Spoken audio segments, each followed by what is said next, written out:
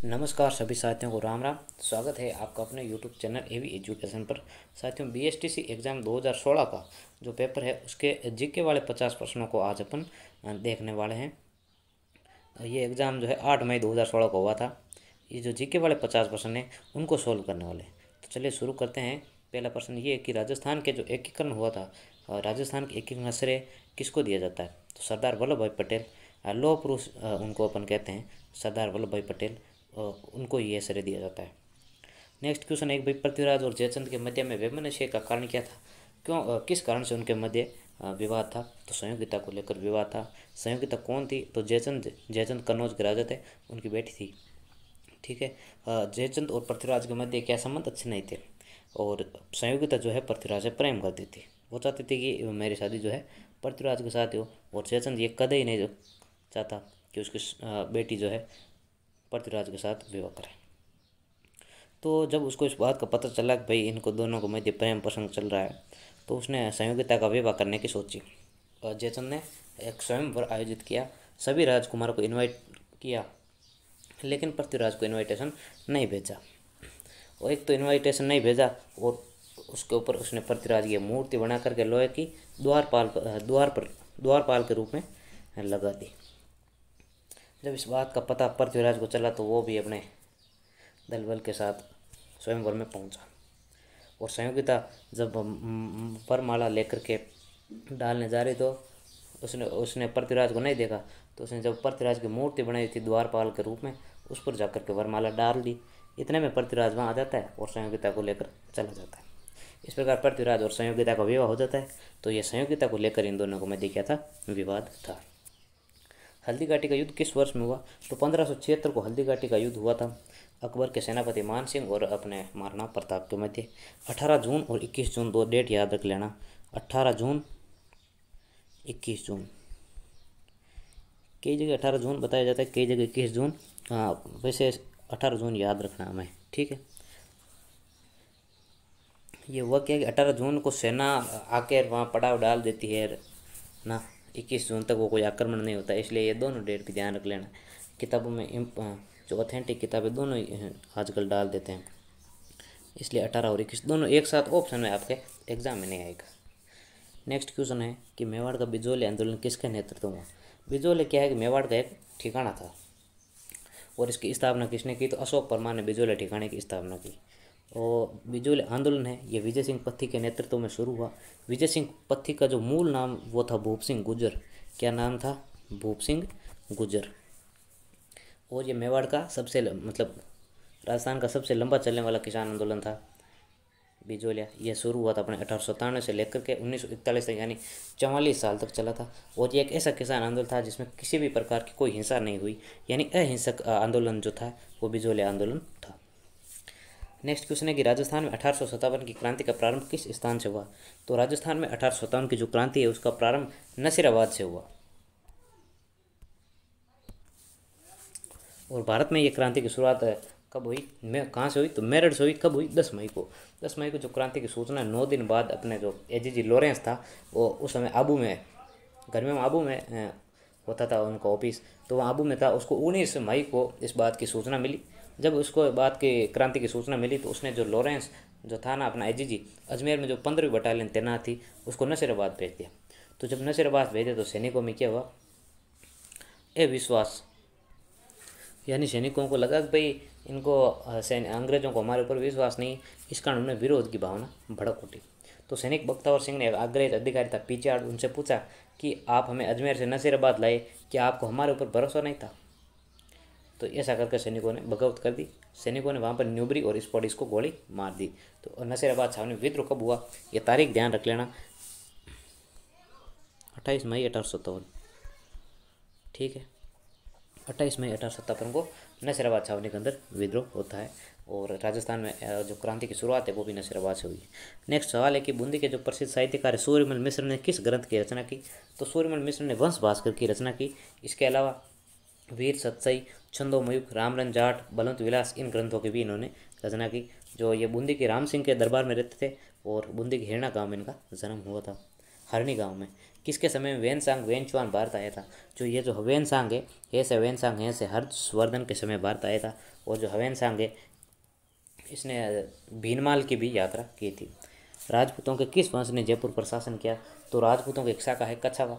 जिस प्रकार मारवाड़ के अंदर राठौड़ है, मेवाड़ के अंदर गुइल है, उसी प्रकार जयपुर के अंदर जो शासन करने वाले वंश था वो कछावा वंश था। राजस्थान की राज्यपाल बनने वाली पहली महिला श्रीमती प्रतिभा पाटिल। आगे जाकर के भारत की प्रथम महिला राष्ट्रपति भी यही बनती है, श्रीमती पाटिल। नेक्स्ट क्वेश्चन है कि राजस्थान की पंचायती राज संस्था में महिलाओं के लिए कितने प्रतिशत स्थान आरक्षित है?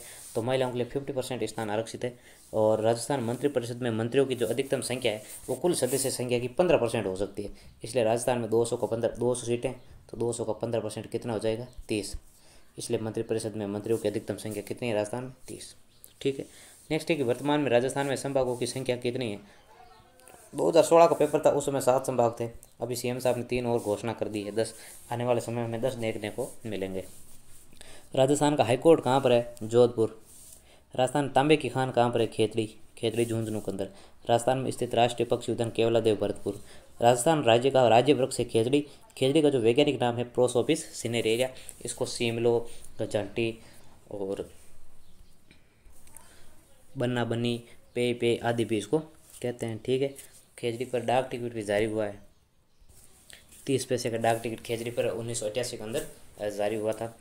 और एक खेजड़ियों के वर्ग से संबंधित खेजड़ली जो घटना है 1730 में अभय सिंह के समय में हुई थी। और खेजड़ी दिवस मनाया जाता है 12 सितंबर 1978 से प्रतिवर्ष मनाया जाता है। और जो राज्य वृक्ष खेजड़ी का दर्जा कब दिया गया, ये एक डेट आप ध्यान रख लेना, 31 अक्टूबर 1983। 31 अक्टूबर 1983 को खेजड़ी को राज्य वृक्ष का दर्जा दिया गया। और इसका वैज्ञानिक नाम क्या है? प्रोसोपिस सिनेरिया। और खेजड़ी के वृक्ष की पूजा किस दिन की जाती है? तो विजयदशमी के दिन यानी दशहरे के दिन खेजड़ी के वृक्ष की पूजा की जाती है। इसका अन्य नाम है सीमलो है, सम्मी है, चौकड़ो है, बन्ना बन्नी, पे। ठीक। नेक्स्ट क्वेश्चन है खारे पानी के जिले कौन सी है? जो ऑप्शन में पचपदरा थी, खारे पानी की 3 मीठे की थी, एक ये पचपदरा। ठीक है, तो ये हो गई पचपदरा। इसके अलावा सांबर है, डीडवाना है, कावोद है, पचपदरा, लूण करसन, कुचामन, ताल छाबर, रेवासा। ये हो गई अपने खारे पानी की जिले। नेक्स्ट है कौन सी नदी बारह मास बहती है? तो चंबल नदी बारह मास बहती है। राजस्थान की प्रमुख नकदी फसल कौन सी है? तो राजस्थान की प्रमुख नकदी फसल है कपास। उत्तर पश्चिम रेलवे का मुख्यालय कहाँ स्थित है? तो जयपुर के अंदर उत्तर पश्चिम रेलवे का मुख्यालय है। राजस्थान में 2 रेलवे जोन है और 5 रेलवे मंडल है। 2 रेलवे जोन कौन कौन से? एक तो उत्तर पश्चिम रेलवे और एक पश्चिम मध्य जोन। और उत्तर पश्चिम रेलवे के अंदर 4 जोन आते हैं, जोधपुर, अजमेर, बीकानेर और जयपुर। ठीक है। इसका मुख्यालय कहाँ पर है? इसका मुख्यालय जयपुर में। और पश्चिम मध्य जोन, इसका मुख्यालय आता है अपने जबलपुर, मध्य प्रदेश के अंदर। इसमें एक ही जोन आता है अपने राजस्थान, एक ही मंडल रहता है राजस्थान का, वो है कोटा मंडल। ठीक है। 4 जयपुर, जोधपुर, अजमेर और बीकानेर आते हैं उत्तर पश्चिम रेलवे मंडल। उत्तर पश्चिम रेलवे मंडल का मुख्यालय जयपुर है। पश्चिम मध्य जोन का मुख्यालय जबलपुर, मध्य प्रदेश के अंदर है। पश्चिम मध्य में केवल एक ही जिला आता है, कोटा। बासमती किस में? तो बासमती किस में? अपने चावल की। इसके अलावा चंबल, कावेरी, पूसा, माई सुगंधा। ठीक है। माई सुगंधा किसकी हो गई? बासमती किस इसकी चावल की हो गई। माई सुगंधा, चंबल, कावेरी, परमल। ठीक है। पूसा, रत्ना। नेक्स्ट सवाल है राजस्थान में वस्त्र उद्योग का प्रसिद्ध नगर है भीलवाड़ा, भिवाड़ी औद्योगिक क्षेत्र है। तो भिवाड़ी औद्योगिक क्षेत्र अलवर जिले के अंदर है, अलवर के अंदर। और राजस्थान में वस्त्र उद्योग का जो प्रसिद्ध नगर है भीलवाड़ा, राजस्थान का मैनचेस्टर वस्त्र नगरी। इसके अलावा अब्रक नगरी भी कहते हैं भीलवाड़ा को, अब्रक नगरी, अब्रक नगरी भी कहलाता है भीलवाड़ा। वस्त्र नगरी, अब्रक नगरी, मैनचेस्टर ऑफ राजस्थान। ठीक है। Textile city of Rajasthan. Rajasthan के किस शहर में परमाणु ऊर्जा संयंत्र स्थापित है? राउतबाटा। और राउतबाटा कहाँ पर है? चित्तौड़गढ़ के अंदर है राउतबाटा। ठीक है। जैसलमेर में कौन सा उत्सव मनाया जाता है? मरु महोत्सव। राजस्थान के किस शहर को जिलों की नगरी यानी लेक सिटी किसको कहते हैं? उदयपुर को। बहुत सारे जिले यहाँ पर पिचोला है, उदय सागर है, फतेह सागर है, स्वरूप सागर है, जयसमंद है। ठीक है। डेबर झील जिसको कहते हैं। राजस्थान में पर्यटन विकास हेतु उत्तरदायी उपकरण कौन सा है? तो RTDC पर्यटन विकास हेतु उत्तरदायी उपकरण है या उपक्रम है। राजस्थान के किस अभयारण्य सफारी पार्क विकसित किया गया? रणथंभौर। मेवाती बोली से संबंधित जिला तो मेवात क्षेत्र अलवर वाला है, तो अलवर के अंदर बोली जाती है। राजस्थान राज्य अभिलेखागार का मुख्यालय कहाँ स्थित है? तो राजस्थान राज्य अभिलेखागार का मुख्यालय अपने बीकानेर के अंदर है। प्रसिद्ध राजस्थानी नृत्यांगना गुलाबो, गुलाबो सपेरा है ये। गुलाबो सपेरा का संबंध किस नृत्य से? तो कालबेलिया नृत्य से। ठीक है। कालबेलिया का नृत्य मैं बता दूं आपको, 4 इडुणी, पणिहारी, संक्रिया और बागड़िया। इनका जो सबसे आकर्षक नृत्य है वो है संक्रिया। कौन सा? संक्रिया। तो 4 है इडुणी, पणिहारी, संक्रिया और बागड़िया कालबेलिया के नृत्य है। सबसे आकर्षक नृत्य की बात करते हैं तो वो है संक्रिया। और गुलाबो सपेरा वाला कंचन सपेरा, कमला और राज की भी एक प्रमुख नृत्यांगना है। नेक्स्ट बात करते हैं कि राजस्थानी भाषा की कृति पातल और पीतल किसकी रचना है? पातल और पीतल किसकी रचना है? तो ये कन्हैयालाल सेठिया जी की है। पातल है, पातल से आशय क्या है? पातल से आशय अपने महाराणा प्रताप, और पीतल से आशय है पृथ्वीराज राठौड़। पृथ्वीराज राठौड़। पीतल कौन है? पृथ्वीराज राठौड़। और पातल कौन है? महाराणा प्रताप है। कन्हैयालाल सेठिया जी का जन्म कहाँ पर हुआ? तो सुजानगढ़ चूरू के अंदर इनका जन्म हुआ था। और पातल पीतल के अलावा अन्य रचनाओं की बात करते हैं तो धरती धोरारी, मिंजर, कुकू, दर ऊंचा दर मंजिला, आज हिमालय बोल उठा, लील टांस इनकी प्रमुख रचना है। नेक्स्ट बात करते हैं कि मीराबाई के बचपन का क्या नाम था? तो मीराबाई के बचपन का नाम था पेमल। और एक और बताऊं मैं आपको, तेजा जी की पत्नी का नाम भी पेमल ही था। करणी माता का मंदिर कहाँ स्थित है? देशनोक बीकानेर के अंदर। देशनोक बीकानेर के अंदर करणी माता का मंदिर है। चूहों वाली देवी इनको कहते हैं। और जो करणी माता के मंदिर में चूहे हैं उनको काबा कहते हैं। ठीक, काबा। नेक्स्ट बात करते हैं कि कंठी नामक आभूषण कहाँ पहना जाता है? कंठी नामक आभूषण जो है गले में पहना जाता है। इसके अलावा गले में कंठी है, ठुंसी है, तिमड़ियाँ हैं, आड़ है, हार है, वो मंगलसूत्र है, चंद्रमाला, मोहनमाला वगैरह, चंद्रहार, ये अपने कंठों में पहना जाता है, गले में पहना जाता है। चारण कवियों द्वारा जो प्रस्तुत राजस्थानी भाषा का साहित्यिक रूप है उसको क्या कहते हैं? तो उसको कहते हैं डिंगल। और राजस्थान साहित्य अकादमी उदयपुर में स्थित है। क्रांतिकारी रचना चेतावनी चुंगटिया किसकी रचना है? ये केसरी सिंह बार्क जी की है। जब उदयपुर महाराणा फतेह सिंह 1903 में लॉर्ड कर्जन के दिल्ली दरबार में जा रहे थे तो केसरी सिंह बार्क ने उनको चेतावनी देते हुए इन्हें 13 शॉर्टों की रचना की थी। उन्होंने शॉर्टों के माध्यम से याद दिलाया कि आप किस वंश परंपरा से संबंधित हो और आप कहाँ जा रहे हो, क्या आपके परिवार के यानी वंश में पहले भी लोगों ने इस प्रकार का कोई काम किया है। इन शॉर्टों के माध्यम से सेठ बारट जी ने जो महाराणाओं की वंश परंपरा थी उनको याद दिलाया, उनकी मर्यादाओं का, उनके आत्मसम्मान को उन जागृत मतलब बताया कि भाई आपके जो वंश परिवार के लोग थे क्या वो भी किसी राजा के सामने जाकर कभी झुके हैं क्या जो आप जा रहे हो। इस प्रकार से 2 महीने महाराणा को सचेत किया गया है।